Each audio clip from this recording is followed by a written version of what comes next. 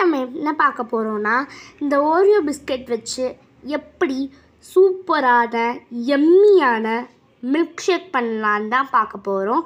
வாங்க வீடியோக்குள்ளே போகலாம். ஸோ அதுக்கு நான் முதல்ல ஓரியோ பேக்கெட்டை பிரிச்சுக்கிறேன். பிரிச்சிட்டேன்.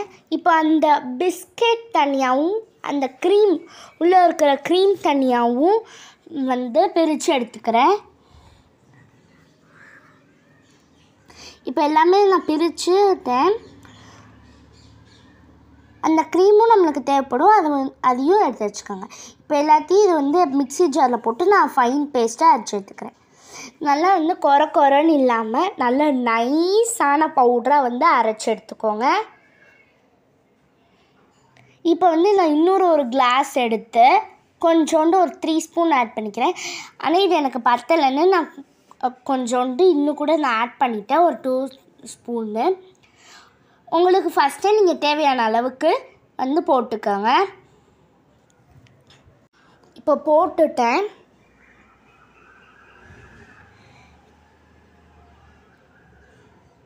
இப்போ மீதி இருக்கிற எல்லா பவுடருமே கூட நான் தனியாக ஒரு பவுலில் எடுத்து வச்சுக்கிறேன். இப்போ நம்ம எடுத்து வச்சுருந்த மில்கில் க்ரீமில் கொஞ்சோண்டு மில்க் ஆட் பண்ணிக்கிறேன். இப்போ மில்க் ஆட் பண்ணிட்டு இப்போ நல்லா அதை நல்லா மசிச்சு விட்டுக்கிறேன். நீங்கள் எந்த மில்க் வேணால் யூஸ் பண்ணிக்கலாம். கோல்ட் மில்காக இருக்கட்டும், நார்மல் மில்காக இருக்கட்டும், ஹாட் மில்க் யூஸ் பண்ணிக்கோங்க. அது இன்னும் கூட இதாகும். எனக்கு இதாகலை. ஸோ அதனால் நான் மிக்சியில் லைட்டாக இந்த மாதிரி ஒரு கன்சிஸ்டன்சியில் அரைச்சி எடுத்துக்கிட்டேன். ஹாட் மில்க் யூஸ் பண்ணுறது பெட்டர். இப்போ கொஞ்சோண்டு சுகர் ஆட் பண்ணிக்கிறேன். ஓரியோ பிஸ்கெட்லேயே கொஞ்சம் சுகர் இருக்கும் தான், பட் ஆனால் நான் கொஞ்சோண்டு ஒரு டேஸ்ட்டுக்காண்டி நான் சுகர் ஆட் பண்ணிக்கிறேன். இப்போ நான் ஆட் பண்ணிட்டேன். இப்போ இதில் நான் எடுத்து வச்சுருக்க கோல்ட் மில்க் ஆட் பண்ணிக்கிறேன். நீங்கள் எல்லாம் பண்ணி முடிச்சுட்டு நீங்கள் ஃப்ரீசரில் வச்சுக்கலாம். நான் பண்ணுறதுக்கு முன்னாடி காய்ச்சின பாலை ஃப்ரிட்ஜில் வச்சுக்கிறேன். ஃப்ரிட்ஜில் வச்சு எடுத்துக்கிட்டேன். இப்போ அதை நல்லா நான் மிக்ஸ் பண்ணிக்கிறேன் ஸ்பூன் வச்சு. இப்போ நம்ம எடுத்து வச்சுருந்த அந்த க்ரீமை ஊற்றிக்கிறேன்.